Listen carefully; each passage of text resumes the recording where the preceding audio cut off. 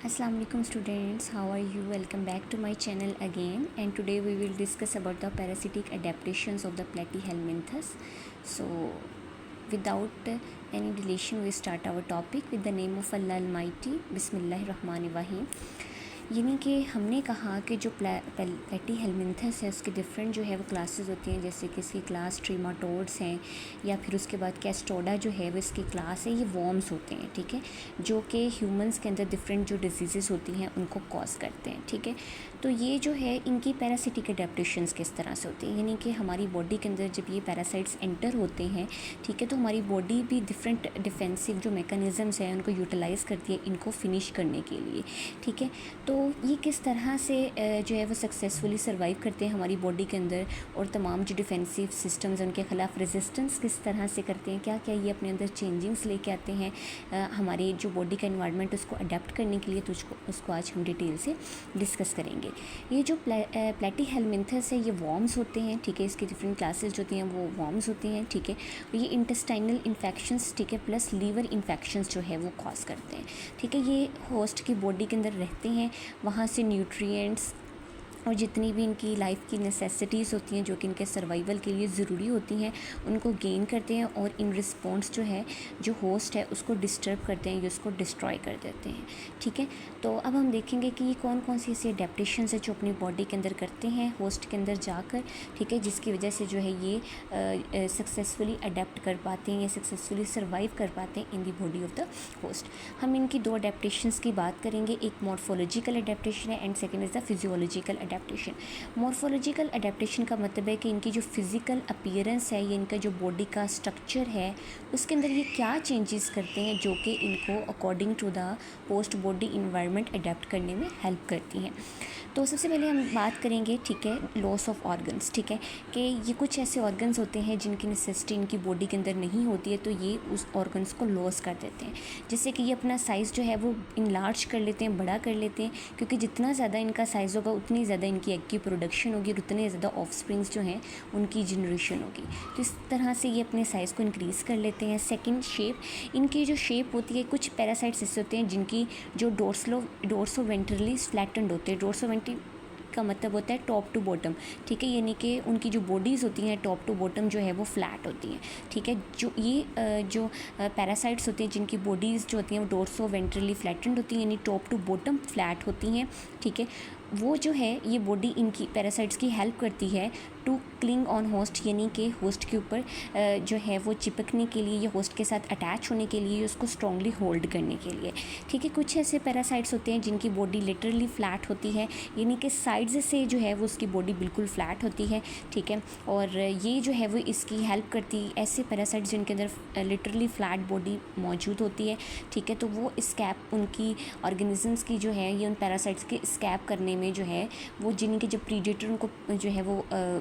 Capture करने की कोशिश करते हैं तो उसको स्कैप करने में बहुत ज़्यादा हेल्पफुल होती है। फिर उसके बाद ये जो है वो होस्ट के अंदर पैरासाइट्स रहते हैं, ठीक है, इनके अंदर किसी भी किस्म के कोई भी लोकोमोटरी ऑर्गन की ज़रूरत नहीं होती, इसलिए लोकोमोटरी ऑर्गन्स को लोस्ट कर देते हैं, ठीक है, क्योंकि ये होस्ट के अंदर रह रहे हैं। एक स्पेसिफिक हर जो पैरासाइट होता है वो एक स्पेसिफिक एरिया के अंदर इन्फेक्शन कॉज करता है, वहाँ पे वो अपना लाइफ साइकिल कंप्लीट करता है, और बॉडी के अंदर जो ब्लड की सर्कुलेशन होती है या फ्लूइड्स की सर्कुलेशन होती है उसके ज़रिए से वो मूव करके एक पार्ट से दूसरे पार्ट में जाते हैं, तो इसलिए इनको लोकोमोटरी ऑर्गन की ज़रूरत नहीं होती है, तो इसलिए इनके अंदर लोस्ट हो जाता है। अगर हम एंडोपैरासाइट्स की बात करें, यानी कि जो एंडोपैरासाइट्स होते हैं होस्ट की बॉडी के अंदर रहते हैं, ठीक है, और वहीं पे जो है वो अपने लाइफ साइकिल को कंप्लीट करते हैं, तो उनके अंदर सेंट्रल नर्वस सिस्टम और सेंसरी ऑर्गन्स जो है वो मौजूद नहीं होते, क्योंकि उनको जो है वो कुछ भी इस तरह के फंक्शंस परफॉर्म करने की ज़रूरत नहीं होती। अगर वो पैरासाइट बाहर मौजूद है तो उसको सेंट्रल नर्वस सिस्टम की ज़रूरत होगी, क्योंकि उसने अपने आप को अपनी बॉडी के फंक्शंस को कंट्रोल करना है। लेकिन जब ये होस्ट की बॉडी के अंदर चले जाते हैं तो इनको हर चीज़ प्रीपेयर्ड फॉर्म में मिलती है, तो इसलिए इनको सेंट्रल नर्वस सिस्टम या कोई भी सेंसरी ऑर्गन की ज़रूरत नहीं होती और ये लॉस्ट हो जाते हैं। फिर कुछ ऐसे एंडोपैरासाइट्स होते हैं, इनकी जो गट होती है वो रिड्यूस हो जाती है या वो ख़त्म हो जाती है, ठीक है, क्योंकि इनको किसी भी किस्म की फ़ूड की प्रेपरेशन की या गट की ज़रूरत नहीं होती, क्योंकि इनको जो प्रीपेयर्ड फूड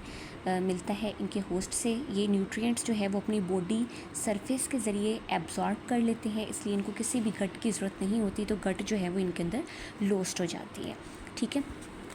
अब जो है वो नेक्स्ट हम बात करेंगे कि इनके अंदर जो है वो न्यू ऑर्गन्स किस तरह से बनते हैं, ठीक है। यानी कि न्यू ऑर्गन्स जो हैं इनके अंदर किस तरह से इनकी फॉर्मेशन होती है, ठीक है, न्यू ऑर्गन्स की, ठीक है, कौन कौन से बनते हैं। तो इनके अंदर यूनिसेलुलर ग्लैंड्स होते हैं, ठीक है, जो कि जो है वो सिक्रीशंस करते हैं, और ये जो सिक्रीशंस होती हैं, ठीक है, ये जो डिज़ोल्व होस्ट का जो टिशू होता है उसको डिज़ोल्व कर लेती है, ठीक है, यानी कि जो होस्ट का टिशू होता है उसको डिज़ोल्व कर लेती हैं, ठीक है। और जब टिशू को डिज़ोल्व कर लेती हैं तो इस तरह से माइक्रोस्कोपिक पैसेज वे बन जाता है होस्ट की बॉडी के अंदर। उस पैसेज वे को यूज़ करके ये होस्ट की बॉडी के अंदर जो है वो एंटर हो जाते हैं, ठीक है। फिर उसके बाद ये इनके अंदर जो है वो सुकर्स की डेवलपमेंट होती है, ठीक है। सुकर्स जो होते हैं वो अटैचमेंट के लिए यूज़ होते हैं होस्ट के साथ, ठीक है, यानी कि इनके अंदर सुकर्स की डेवलपमेंट होगी, फिर सुकर्स की मदद से ये अपने होस्ट के साथ ईजीली अटैच हो सकते हैं, ठीक है। कुछ ऐसे पैरासाइट्स होते हैं जिनके जो सुकर्स होते हैं उनके हेड के ऊपर मौजूद होते हैं, ठीक है, और वो इस और पैरासाइट की होस्ट के साथ अटैचमेंट में हेल्प करते हैं। फिर उसके बाद थर्ड नंबर पे हम देखेंगे कि इनके अंदर क्यूटिकल की फॉर्मेशन होती है, ठीक है, यानी कि इनकी बॉडी के इर्द गिर्द कुछ ऐसे पैरासाइट्स होते हैं, उनकी बॉडी के इर्द गिर्द सिस्ट की फॉर्मेशन हो जाती है। जैसे कि हमने सरकारिया लार्वा पढ़ा था, ठीक है, हमने कहा कि सरकारिया लार्वा जो है वो मौजूद होता है। जैसे ही वो होस्ट के अंदर एंटर होता है तो होस्ट की जो बॉडी के टिश्यूज़ होते हैं उनको इस्तेमाल करके, यूटिलाइज़ करके ये अपने इर्द गिर्द एक सिस्ट बना लेता है इस तरह से, और उसके अंदर इनक्लोज्ड हो जाता है, जिसको हम इंसिस्टेड लार्वा कहते हैं। और उसको अब ये सरकारिया जो है वो मेटा सरकारिया बन गया क्योंकि ये एक सिस्ट के अंदर क्लोज हो गया। तो ये जो है जैसे लीवर फ्लूक होता है, ये अपने आप को सिस्ट के अंदर जो है वो क्लोज कर लेता है, ठीक है, जो कि इसकी जो है वो प्रोटेक्शन करती है और इसके सर्वाइवल में हेल्प करती है। फिर उसके बाद हम इनके अंदर जो है वो क्यूटिकल की बात करेंगे, ठीक है। क्यूटिकल जो है वो इनके अंदर मौजूद होती है, जो कि आउटर लेयर होती है, ठीक है, ये थिन होती है, ठीक है। कुछ ऐसे पैरासाइट्स होते हैं जिनके अंदर ये थिक होती है, लेकिन कुछ पैरासाइट्स के अंदर ये थिन होती है। ये जो जब ये होस्ट के अंदर पैरासाइट मौजूद होगा तो जाहिर है कि जो होस्ट है उसके अंदर डाइजेस्टिव जूसेस रिलीज़ हो रहे हैं, डिफरेंट जो है ग्लैंड्स जो है वो रिलीज़ हो रहे हैं, जो कि इनको जो है वो डैमेज कर सकते हैं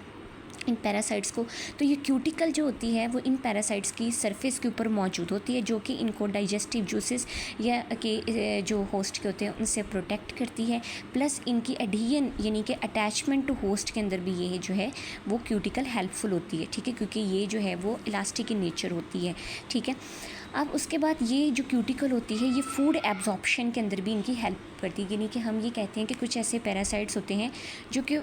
अपनी बॉडी सरफेस के ज़रिए से जो है वो न्यूट्रिएंट्स को एब्जॉर्ब करते हैं। तो इनके अंदर जो है वो क्यूटिकल मौजूद होती है, जो कि फूड की एब्जॉर्प्शन के अंदर हेल्प करती है, न्यूट्रिएंट्स को एब्जॉर्ब करने में बहुत ज़्यादा हेल्पफुल होती है, ठीक है। तो this was the morphological adaptations that are adapted by the parasites, ठीक है, to successfully survive in the body of the host.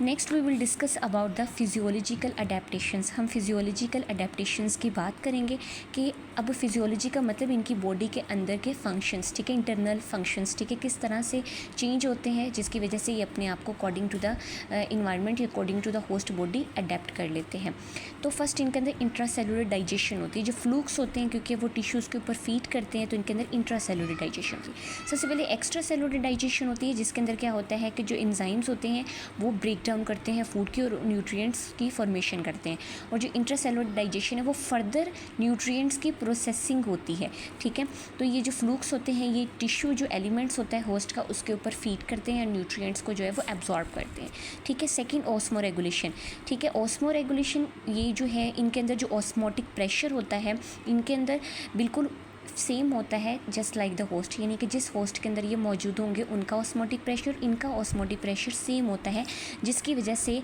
इनको जो है वो वाटर एक्सचेंज के अंदर डिफ़िकल्टी नहीं होती, ठीक है।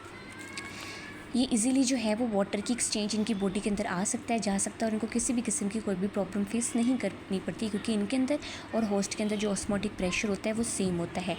फिर उसके बाद हम बात करेंगे एनारोबिक रेस्पिरेशन की। वो पैरासाइट्स जो कि इंटेस्टाइनल पैरासाइट्स होते हैं या होस्ट की इंटेस्टाइन के अंदर रहते हैं वो ऐसा इन्वायरमेंट होता है, ठीक है, जहाँ पे ऑक्सीजन होती नहीं है या बहुत ज़्यादा कम होती है, ठीक है। तो आपको पता है कि जो मेटाबॉलिक रेट होता है उसको हाई ऑक्सीजन की रिक्वायरमेंट होती है, लेकिन जब ये ऐसे इन्वायरमेंट के अंदर रहेंगे जहाँ पे ऑक्सीजन की डेफिशिएंसी होगी या बहुत कम होगी, ठीक है, तो ये क्या करेंगे, ये अपने मेटाबॉलिक रेट को लो कर लेंगे, यानी कि स्लो कर लेंगे, जिसकी वजह से इनकी जो ऑक्सीजन की रिक्वायरमेंट है वो कम हो जाएगी, ठीक है, और ये जो है वो ईज़िली सर्वाइव कर लेंगे, ठीक है। अगर ये अपनी मेटाबॉलिक रेट को फास्ट ही रखेंगे तो ऑक्सीजन इनको अवेलेबल नहीं है और मेटाबॉलिक रेट फास्ट है तो ये सर्वाइव नहीं कर सकेंगे। इसलिए इस तरह से अडेप्ट करते हैं कि अपने अंदर मेटाबॉलिक रेट को लो कर लेते हैं, जिसकी वजह से इनको कम ऑक्सीजन की रिक्वायरमेंट की ज़रूरत होती है या बिल्कुल भी नहीं होती, जिसकी वजह से ये सक्सेसफुली अडेप्ट कर लेते हैं। और ऑक्सीजन जो है फिर जो न्यूट्रिएंट्स होते हैं एब्जॉर्ब, ठीक है, न्यूट्रिएंट्स की जो फॉर्मेशन होती है उनकी बॉडी के अंदर होस्ट के, वहाँ से जो है ये ऑक्सीजन को एक्सट्रैक्ट करते हैं। इनकी बॉडी के अंदर ग्लाइकोलिसिस का प्रोसेस होता है, ठीक है, जिसके नतीजे में जो है जो एनर्जी बनती है उस एनर्जी को ये अपने डिफरेंट फंक्शंस को परफॉर्म करने के लिए यूटिलाइज़ करते हैं, ठीक है। तो ये जो है वो 3 फिजियोलॉजिकल अडेप्टेशंस थी, ठीक है, जो है वो प्लैटीहेलमिन्थस करते हैं ताकि वो सक्सेसफुली होस्ट की बॉडी के अंदर सर्वाइव कर सकें। अब नेक्स्ट हम बात करेंगे ऑर्गेनिजम्स की on the basis of the pseudocoelomate body plan, यानी कि ऐसे ऑर्गेनिजम्स को डिस्कस करेंगे अब हम जिनके अंदर प्स्यूडोसिलोमेट जो है वो मौजूद होती है, यानी कि उनके अंदर बॉडी कैविटी तो मौजूद होती है लेकिन वो मीजोडर्म से नहीं बनी होती, बल्कि बॉडी के अदर स्ट्रक्चर्स से जो है वो डराइव हुई होती है वो बॉडी कैविटी, इसलिए उसको हम प्स्यूडोसिलोमेट कहते हैं। ये जो फाइलम एस्केलमिन्थस है, अब हम इसकी जनरल कैरेक्टरिस्टिक्स की बात करेंगे। ये माइक्रोस्कोपिक ऑर्गेनिजम्स होते हैं, यानी कि इनका साइज़ जो होता है वो बहुत ज़्यादा छोटा होता है, स्मॉल होते हैं ये, और कुछ ऐसे बहुत कम ऐसे मेंबर्स होते हैं इनके जिनका साइज़ 1 मीटर तक लॉन्ग होता है। इनकी बॉडी अनसेगमेंटेड होती है और सिलिंड्रिकल होती है, ठीक है, यानी कि ये भी इस तरह से जो है वो पैरासाइट्स की तरह के ही होते हैं, ठीक है, यानी कि जैसे कि नीमाटोड्स है, ठीक है, लेकिन इनकी बॉडी के ऊपर सेगमेंट्स मौजूद नहीं होते, ठीक है। इनके अंदर बायलिटरल सिमेट्री मौजूद है, जैसे कि हम पहले बहुत दफ़ा डिस्कस कर चुके हैं कि बायलिटरल सिमेट्री क्या होती है, कि ऐसा ऑर्गेनिज्म जिसको अगर हम सेंटर से कट करेंगे तो वो 2 इक्वल मिरर इमेजेस में जो है वो कन्वर्ट हो जाएगा, तो ये इनके अंदर बायलिटरल सिमेट्री मौजूद होती है। ये ट्रिप्लोब्लास्टिक होते हैं, यानी कि इनकी बॉडी 3 लेयर्स पर कंसिस्टेड होती है। जो आउटर लेयर होती है उसको हम एक्टोडर्म कहते हैं, जो सेंट्रल लेयर होती है ये मिडल लेयर होती है उसको हम मीजोडर्म बोलते हैं, और जो थर्ड लेयर होती है उसको हम एंडोडर्म कहते हैं, जो है वो इनर लेयर होती है, इनर मोस्ट लेयर होती है। प्स्यूडोसिलोमेट है, यानी कि इनके अंदर जो बॉडी कैविटी होती है वो मौजूद होती है, लेकिन प्स्यूडो होती है यानी इनके वो ट्रू बॉडी कैविटी जो है वो नहीं होती, बल्कि वो इनके अंदर जो है वो मेसोडर्म से बनने की बजाय किसी और स्ट्रक्चर या ऑर्गन से बनी हुई होती है, ठीक है। वो बॉडी कैविटी जो मेसोडर्म से बनी होती है वो ट्रू बॉडी कैविटी होती है, उसको हम सिलोम बोलते हैं, लेकिन इनके अंदर बॉडी कैविटी मेसोडर्म से नहीं बनी होती बल्कि अदर स्ट्रक्चर या ऑर्गन से बनी होती है, इसलिए प्स्यूडोसिलोमेट होती है। इनके ऊपर जो है वो क्यूटिकल मौजूद होती है जो कि इनको प्रोटेक्शन और सपोर्ट प्रोवाइड करती है, ठीक है, इनकी सर्वाइवल में बहुत ज़्यादा हेल्पफुल होती है। अगर हम इनके अंदर डाइजेस्टिव सिस्टम की बात करें तो इनके अंदर कंप्लीट डाइजेस्टिव सिस्टम मौजूद होता है, यानी कि इनके अंदर माउथ मौजूद होता है और एनस मौजूद होता है। माउथ के ज़रिए से फूड एंटर होता है और एनस के ज़रिए से जो वेस्ट मटेरियल होता है वो उनकी बॉडी से बाहर मूव कर जाता है।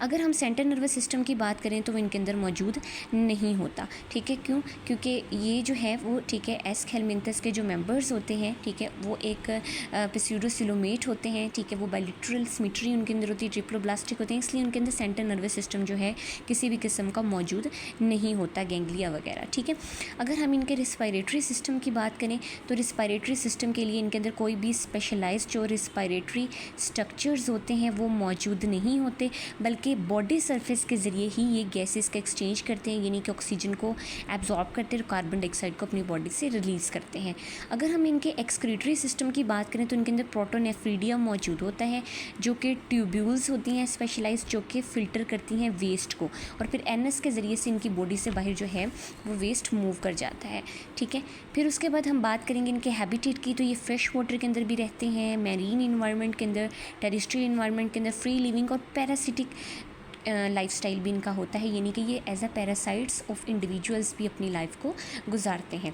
तो these were the general characteristics of the phylum Aschelminthes and this was the today lecture. If you like my lecture, please like, share and subscribe my channel. Connected with me till the next video. Allah Hafiz.